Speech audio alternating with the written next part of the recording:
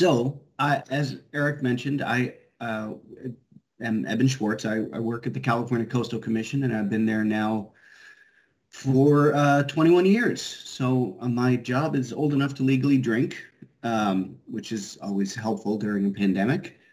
And for the entire time that I've been at the commission, I have been running California Coastal Cleanup Day. So I'm going to give you um, an overview of the program, tell you a little bit about its history and what we've accomplished through the cleanup. And I'm really interested to hear any questions or insight. California Coastal Cleanup Day is the state's largest annual volunteer event.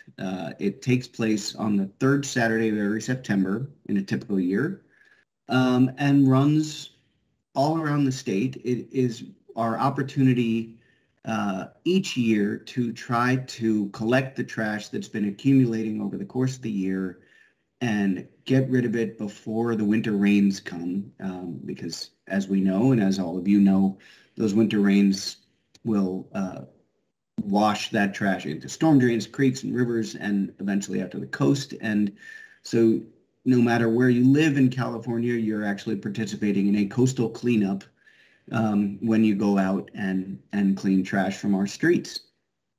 The cleanup's been going since 1985. We ran the first cleanup as a response to an effort in Oregon in 1984, where they ran the first coastal cleanup that we knew of. And we thought it was such a great idea that we adopted it in 1985, and the Coastal Commission's been running it ever since 1985. So we're now entering our 37th year of California Coastal Cleanup Day. I want to give you a little bit of info on how we do, but I want to stick to what is a typical year. So I want to show you how we did in 2019, when we brought close to 70,000 volunteers out to more than 1,000 sites around California. Those volunteers picked up 433 tons of trash in a 3-hour period. So when you sort of think about that, it is really kind of mind-boggling the impact that this one event can have on the health of our coast and inland waterways. I mean, we're typically picking up close to 1 million pounds of trash every single year when we run this event at its full capacity. Of course, last year was very different. We switched to a different model of the cleanup last year, where we, instead of running sites where we were bringing large groups of people together in close confined spaces, we encouraged neighborhood cleanups. We asked people to walk their streets and go to local creeks and parks and clean up trash wherever they could throughout the month of September. We couldn't run sites. We couldn't do the organization that we would typically do. We still had close to 17,000 people turn out over the course of the year, over the course of the month, which was fantastic. They removed 150,000 pounds of trash and put it in their home garbage bins through September. So we really did have a great impact, even last year when we couldn't organize sites. This year we are hopefully resuming our sites around California, and we will be hopefully close to back to business as usual. Since 1985, we've had over 1.6 million volunteers participating in this event, and they've removed almost 26 million pounds of trash. Really just a huge, huge impact for all of California. The other thing that we do during Coastal Cleanup Day is that we collect data on all of the trash that's being picked up. And that data has taught us an enormous amount about where trash is coming from and what we can do to stop it. So we've learned over the years all the different sources of what we call marine debris. It's more commonly known as plastic pollution these days, but we still talk about marine debris because we're concerned about all trash that is out in the environment. It comes from many, many, many different sources. Stormwater discharge, combined sewer overflows, which thankfully there's only a few systems like that left in California. Beach visitors are certainly a source. from ships, solid waste disposal, offshore oil platforms, industrial activities, and illegal dumping and littering.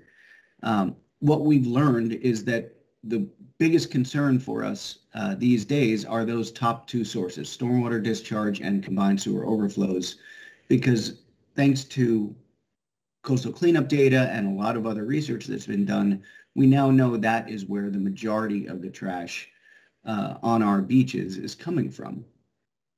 And in fact, Coastal Cleanup Day data has really helped us turn what we thought we knew about marine debris completely on its head.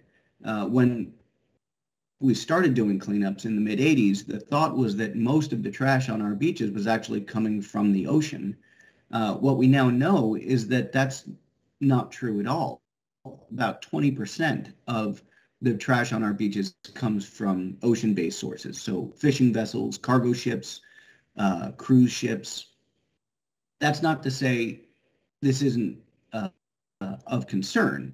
The trash that comes off fishing vessels, especially lost gear, is really, really damaging once it's out in the ocean. That fishing gear is incredibly effective at what it does. It doesn't stop fishing just because it's not attached to a vessel. It continues to fish. It's called ghost fishing and can cause incredible damage. More than 200 species in the Puget Sound alone have been found trapped in lost or derelict gear. So this is really damaging material, and once it does reach the coast, it becomes coastal debris.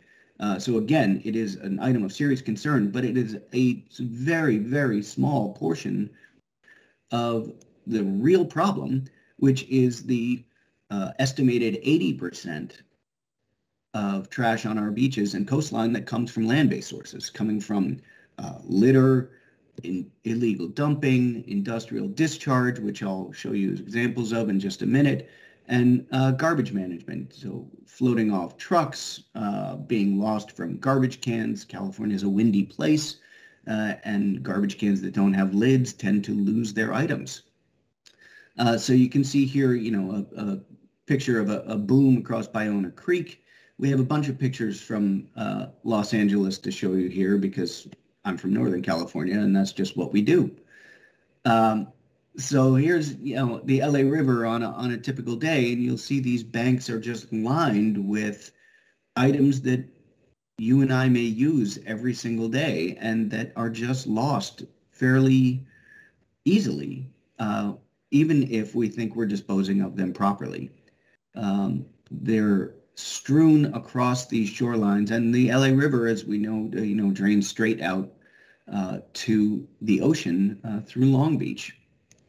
Another picture of Biona Creek, and if you take a close look at this, you can really get a picture of these everyday convenience store items that make up the vast majority of the trash that's ending up on our beaches. So styrofoam, cups, plates, drinks, for some reason, a very large number of soccer balls, which doesn't appear in our top 10, but for some reason they do appear in Biona Creek. Now, I mentioned industrial discharge. This is a good example of what I'm talking about. If you can see in the lower left-hand corner of this picture, what looks like dirt are actually pre-production plastic pellets, or nurdles. They come from the storm drain that you see there in the upper right, and if you trace that storm drain back up, the first stop is a plastics manufacturer who uses these pre-production plastic pellets to create all sorts of different plastic materials. And those pellets are washing directly out into the LA River. These pellets are actually one of the most numerous trash items on the beaches in Southern California. And if you look at a typical example of beach trash, and in Long Beach, you'll see a good number of these particles mixed in with a whole bunch of other smaller plastic pieces. These small plastic pieces, or microplastics, are really the biggest problem confronting us because they are so numerous and they're so much more easily ingested by wildlife once they're out in the ocean.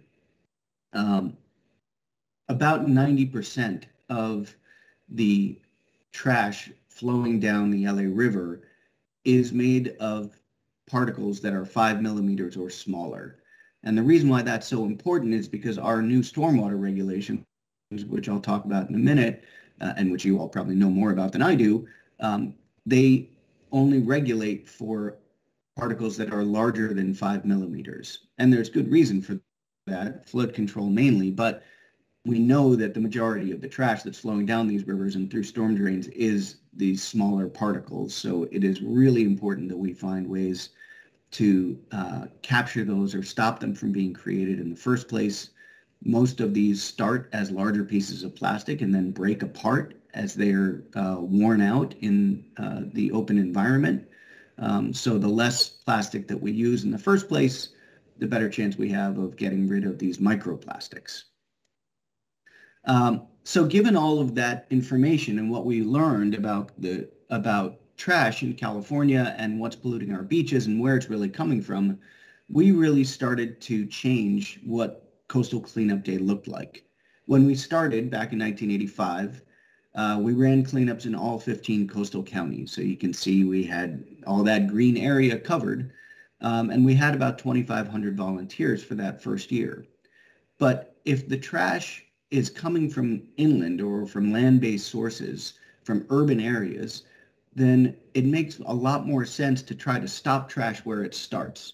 So starting in the late 80s into the early 90s, we started to expand the cleanup and turn our sites inland so that we can try to get the trash before it has a chance to reach the coast or ocean where we know it causes enormous amounts of damage. So by 2019, we turned California almost entirely green. We now have cleanups running. This map's even a little outdated at this point. We now have cleanups running in 55 of California's 58 counties. We have more than 1,000 individual sites all around the state. This is the largest effort, not just in California. It is the largest such effort in the United States and most of the times in the entire world. California Coastal Cleanup Day is part of a worldwide event called the International Coastal Cleanup, which is run by Ocean Conservancy based in Washington, D.C. There are more than 45 states and over 100 countries that participate annually in the International Coastal Cleanup. And of all of those, California on its own is the single largest participant in terms of volunteers and unfortunately also in terms of trash collected.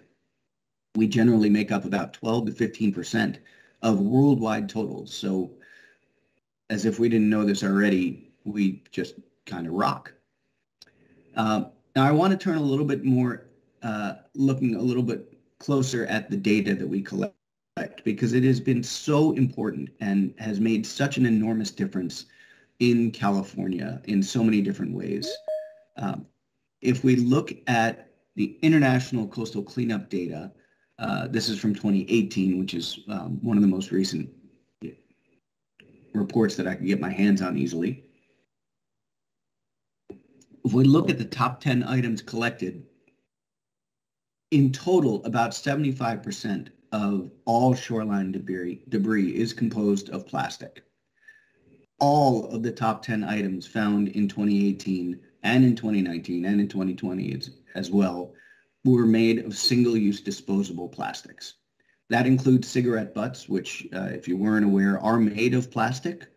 And cigarette butts in California are always our number one item. It's pretty startling to think about when you look at how dramatically smoking rates have dropped in this state. We're now down to only about 9% of our population that smokes, but California is pretty big, so that's still 3 million people. We still have 3 million smokers in California. That's more smokers than there are people in 12 states. So there's still a lot of cigarette debris that's out there, along with the other typical items that we find, plastic bottles, caps and lids, cutlery, plastic bags, wrappers. You can see the list here. It's, basically take a convenience store, hold it upside down and just shake, and that is the nature of the trash that we're picking up each year.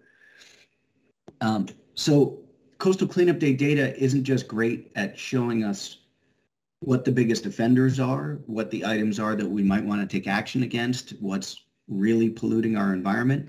It's also an incredibly effective way to gauge whether or not actions that we take are having the desired impact. This is community science. This is not a rigorous research-based model of collecting data. So using any discrete data point from any discrete year can be a little misleading, but the data is incredibly good at showing trends over time, even in local areas. So I'll give you an example. I took a look at San Francisco over a 5-year period from the year that the year before the plastic bag ban went into effect. And San Francisco was the first city in California that implemented a plastic bag ban in grocery stores. So 5 years from before the ban went into effect to 5 years later. What we found was that there wasn't a real dramatic decrease in the total number of plastic bags that were collected in San Francisco between those, comparing those 2 years. However, if you look at debris as a percentage of a total, which is really how you have to look at Coastal Cleanup Day data, and I'll explain why in a minute, the percentage of the total amount of debris dropped dramatically. And the reason for that is that you have to correct for participation in the cleanup. If you have more people at a cleanup event, you're going to be able to collect more trash. 2012, they had a lot more people collecting trash. And what we found is that instead of almost 1 bag per volunteer, it was down to just 0.6 bags per volunteer, which is a 34% drop in plastic bag debris over that 5-year period. And that's a really, really dramatic drop, especially for coastal cleanup data, which is incredibly stable. Since 1988 to last year, the top 10 items that we find are almost exactly the same every single year. Looking more broadly at the statewide results, you can see you could actually trace this graph back to 2010 when the first plastic bag bans, local plastic bag bans, were being put into effect. But we've seen this really steady and dramatic drop in plastic bags in our state. 2016 is when the statewide plastic bag ban went into full effect, but by then there were more than 100 cities that had some form of restriction on plastic bags. So we've been seeing this steady drop. Back in 2010, plastic bags made up about 9% of everything we were picking up. Now it's down to 1.3% and had been continuing to fall until this last year when we had a 2-month suspension in our plastic bag ban, and plastic bags shot way back up to number 6 on our top 10 list. But in a typical year, plastic bags had fallen out of the top 10. So we can see the only thing that's changed, consumer behavior hasn't changed. The only thing that's changed during that time is the fact that we had a law in effect that wasn't allowing these things to be used, and therefore they weren't getting out into the environment. I'll give you one more example. There have been a number of different smoking bans being put into effect on beaches up and down California, largely from public health. For public health reasons. Secondhand smoke, we know, is incredibly damaging, but also for environmental reasons as well, since we know that cigarette butts are the #1 item that we have to pick up each year. So I took a look at the smoking ban that went into effect in Santa Monica, again, from the year before the ban to 5 years later. Sorry, 4 years later in this case. So we did see a dramatic decrease in the total number of cigarette butts that were collected on this Santa Monica beach. But again, we have to correct for participation to make sure we're doing the right thing here. And again, what we found was a huge drop, an almost 60% drop in cigarette butt debris on the Santa Monica beach. And this is with zero enforcement of this law. There were signs posted, but that's it. The lifeguards were supposed to be enforcing this law, and it turns out they generally have other stuff going on. So again, what we are able to see is that even just a sign is an effective tool in reducing a really problematic form of debris. So that's Coastal Cleanup Day data, and it has been highly effective in helping us target elements that we want to take actions against, but also to judge the adequacy and efficacy of those actions, which is an important thing as you're going into public policy planning. Coastal cleanup data, thankfully, is not the only source of data these days. For the last 10 to 15 years, marine debris and plastic pollution got hot, sexy. Everybody wants to get involved now. And because of that, there has been an enormous amount of research coming out around plastic pollution and what's entering our oceans and where it's going. So I want to give you a quick state of our current knowledge, briefly, I promise. So this is a project that came out of a working group of researchers through the NC's group. And we now know an awful lot about what's entering our oceans and how big the problem is. When this project was originally launched, it was using data from 2010 that was published in a 2015 report by Jambeck et al. That estimated that an average of 8.4 million metric tons of plastic entered the world's oceans every single year. So that's 18 billion pounds of plastic entering the world's oceans every single year. We have a fairly good estimate for how much of that plastic is residing on the surface of the world's 5 gyres, and that's anywhere from about 500,000 tons of plastic, both micro and macro, can be found right on the ocean surface. But that's only 3% of the total that was entering the world's oceans in 2010. New estimates that were just recently reported in the last few months using much more recent data from 2018 now estimate that anywhere from 24 to 35 million metric tons of plastic is entering the world's oceans every single year. So that's a 3 to 4-fold increase just over the past decade. Again, most of it is not ending up on the surface of the ocean. And to tell you the truth, we don't really know where it is ending up.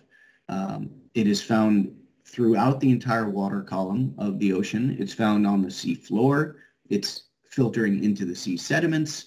It can be found everywhere on the north and south poles because we know that a lot of plastic is airborne and floats and enters the ocean or land just through air deposition.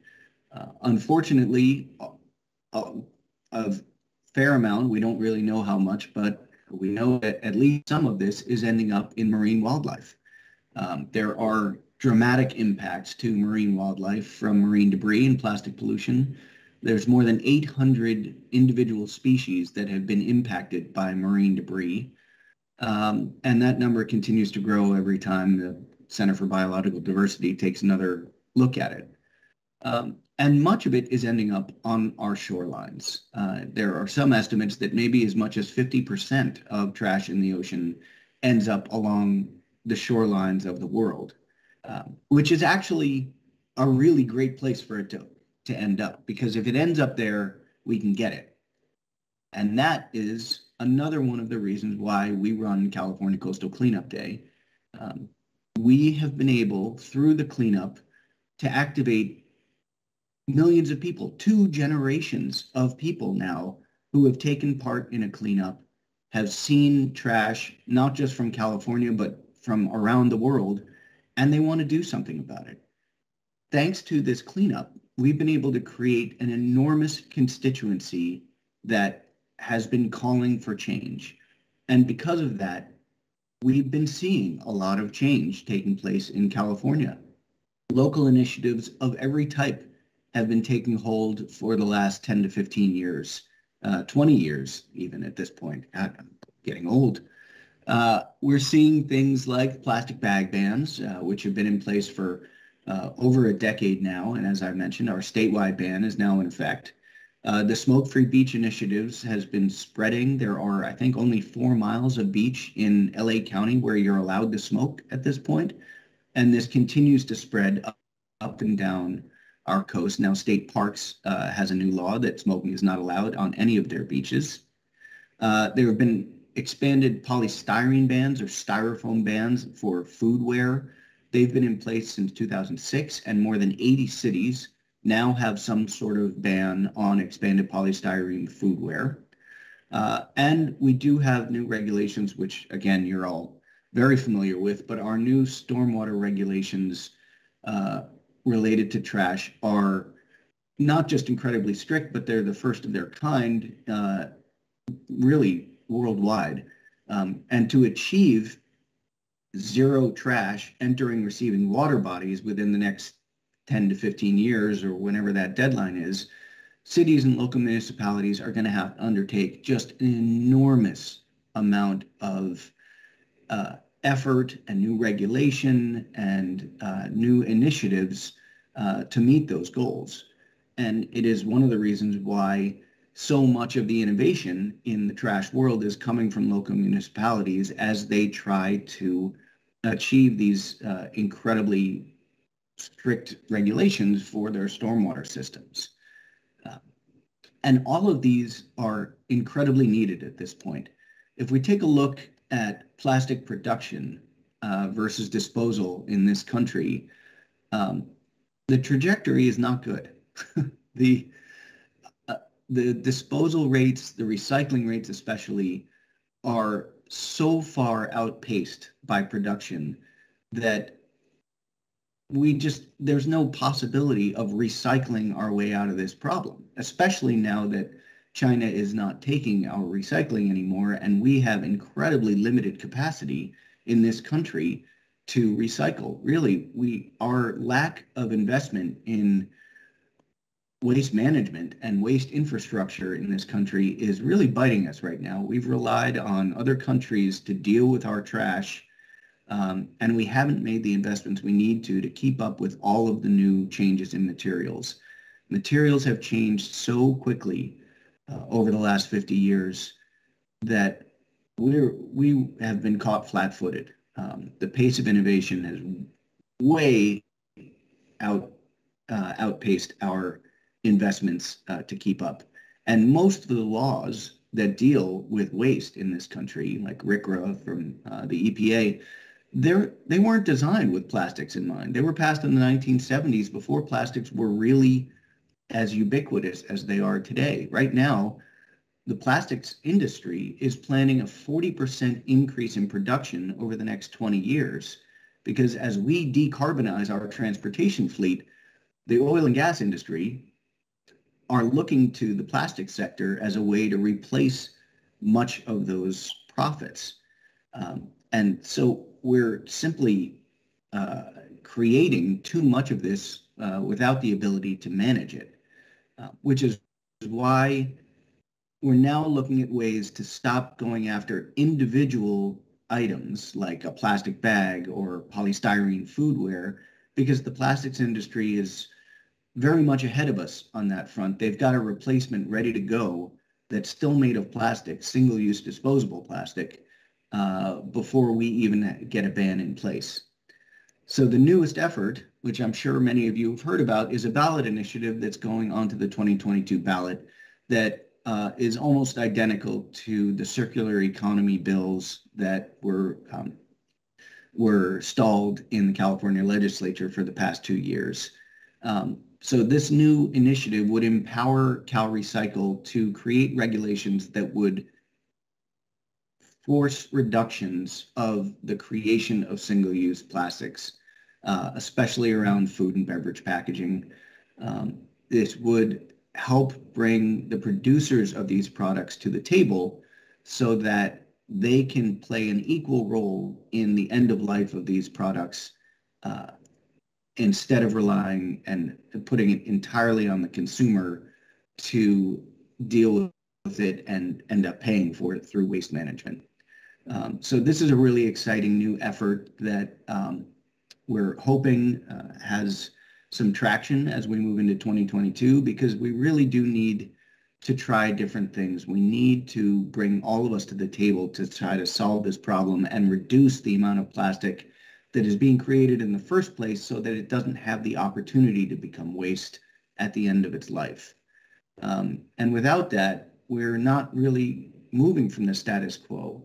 But what we've seen in California with the popularity of Coastal Cleanup Day, the constituency that it's created, the action that those constituents call for, we are really seeing movement and progress in California, which is the only way that we can take scenes like this and turn them to scenes that we really want to see, where we have safe, healthy coasts that are accessible and welcoming to all. And with that, I am happy to answer any questions you might have.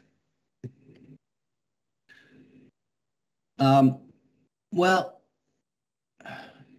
one of the new elements that we're implementing at the Coastal Commission is actually trying to take some of what we've learned from local municipalities around plastic pollution reductions and incorporate them into our own permitting and planning process.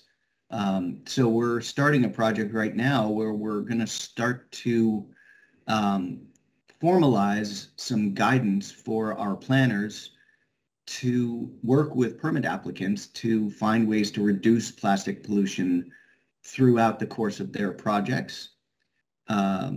So one example would be there's a new expansion of the harbor down in Dana Point, which, if anybody's been there, is a really nice area. There's shops and restaurants and a lot for people to do. So we worked with the applicant to implement a few plastic pollution reduction measures in their harbor expansion, including things like adequate garbage and recycling cans for the highest use days, and not just adequate cans, but an adequate management plan for those cans to make sure they don't ever overflow. And working with the restaurants within the harbor to implement a project from Clean Water Action called Rethink Disposable, where they work with Clean Water Action works with restaurants to replace their disposable food and beverage products with reusable products. And they've found incredible savings in not just single-use plastics, but also in money to the restaurant owners over the long run. So elements like that are in the process of, we're going to be formalizing that guidance for our planners and hopefully implementing efforts like that in many, many, many more permits as we move forward. The data from last year told a pretty dramatic story. Not only did plastic bags jump back up, as I mentioned, but we collected data on personal protective equipment, and these items that have only recently been introduced into society in any major way ended up as the 12th most collected item across the state of California, which is just shocking to me. I mean, those masks belong on your face, not on the ground, but we found thousands upon thousands of them. Yeah, and they're also synthetic. You know, especially the disposable masks are, you know, that's a plastic product, right? There are only so many angel actors out there who will take steps voluntarily, and it really is. It's incumbent upon us to create smart regulations that will force those kind of actions on everyone when they're needed. Because right now, it's a one-way street from the production to the landfill. So Parks is a huge partner, and Caltrans is actually a really, really strong partner for this, both through their Adopt a Highway program, but also their maintenance staff. So the Adopt a Highway, the coordinator works to make sure all of his groups are active during the month of September, which helps us really cover the entire state. And then their maintenance staff is activated throughout the course of the month as well, cleaning underpasses and highway, the the forgetting the sides of the highway.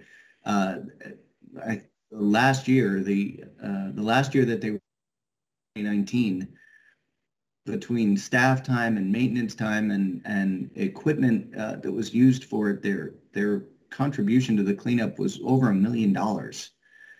So really, really effective partnership there. I know that there are health restrictions on that in certain for certain items. We have talked with them about that, but there is a really strong network of let's just call them the reusable community that is working very hard on that. There's actually a national reusable network that has been focused on local actions to eliminate disposables and to either encourage businesses to go reusable or allow consumers to bring their own. So that is actually in process in a number of different areas. I know Berkeley has an ordinance that allows for that. It's not statewide at this point, but again, neither was our plastic bag ban. These things all start at the local level and travel upwards. Straws are always in our top 10. They're usually 6 or 7 on the list, and they were up there again. I'm sure it's no surprise to anybody that, with the amount of takeout and delivery items, that, the vast majority of what we pick up each year is single-use food and beverage packaging. Disposable tobacco vape pens is actually an item that we have been pushing to get onto our data card. The data card and app are both created by Ocean Conservancy as part of this worldwide movement that we're part of. But we are anecdotally seeing a lot of that, and we are asking people to write those in on the bottom of the card where there's an opportunity to write in your own data point, because we are hearing from more and more communities that disposable vape cartridges are an issue. Not to the point of cigarette butts for sure, but they're definitely out there. As for homeless encampments, that's an issue that we work very hard to make sure that our volunteers don't go into encampments. So we don't collect data on homeless encampments or what's found there. That's real. That's not an appropriate environment for our untrained volunteers. I don't really have any data to share on that one. And while we have a minute here, I want to just let you all know as well that in November, the National Academy of Sciences is going to be releasing a report on the U.S. contributions to global ocean plastic, which is something that's very hard to figure out. I've been sitting on that committee for the last year trying to write this report, but it will be coming out in November, and there'll be a public webinar with the release of the report that I can send to everyone through Eric if you're interested in hearing about that. Thank you.